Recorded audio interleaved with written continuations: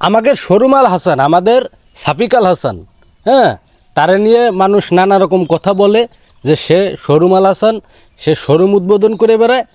কিন্তু খেলার বেলায় দেখেন গতকালকে যারা 0 রান একেবারে গোল্ডেন হাঁস মেরে দিছে, গোল্ডেন ডাক মারছে, তাদের থেকে ভালো খেলছে না। হ্যাঁ, 34 বলে 28 রান করছে।